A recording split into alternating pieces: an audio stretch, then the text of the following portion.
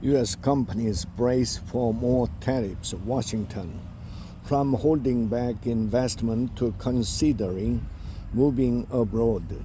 Businesses in the United States are bracing for more economic turbulence as the presidential campaign kicks into high gear, with fresh tariffs rolled out and pro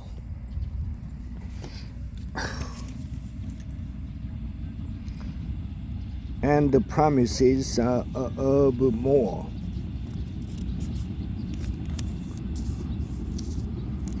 Republican candidate Donald Trump has proposed at least a 10% tariff on imports and up to 60% on Chinese goods, intensifying levies that he previously imposed on Beijing and others.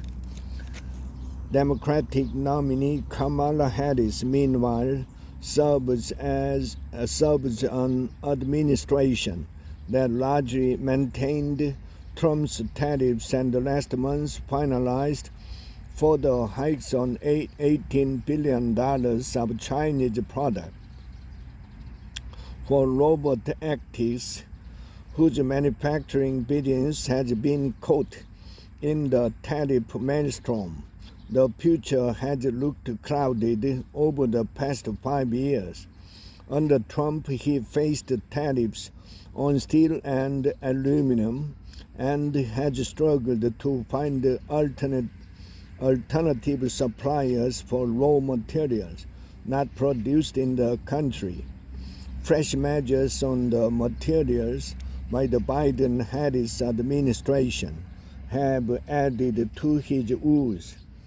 I would be very happy to buy from U.S. producer, said the activist, who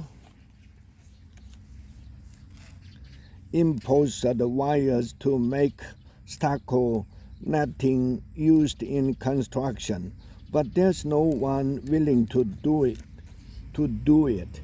He had previously been granted tax tariff exemption, but the annual applications are not always successful.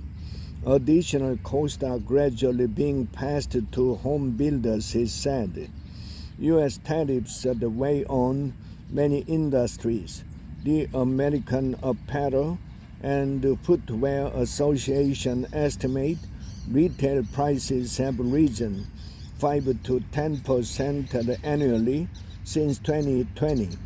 Initially, our members tried to eat some of those costs by eating into their profits, said Nate, AAFA's Senior Vice President for Policy. But this has been tough. It is unclear that tariffs on China have returned production to the United States, as Trump argues, and at least 14 U.S. textile mills have closed in recent years, Herman told the Agence France Presse.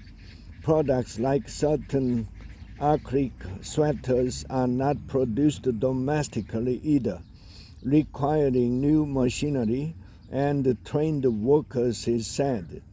The average age in domestic factories have gone into the 50s because we just can't find workers willing to work in those factories, Herman added. For a small company like us, it's millions of dollars in added cost, said Ray, CEO of lighting products maker Streamlight. We pay for it, our exporter helps, and ultimately the consumer pays, he said. This is the problem with any tariff. Uncertainty looms as November's election approaches, but businesses prefer predictability.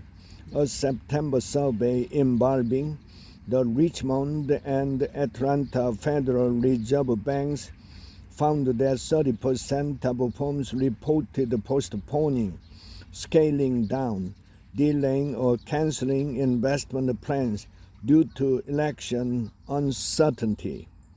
It stops you from action. It stops you from investment, and it just generally creates a dampening effect on all economic development, as said.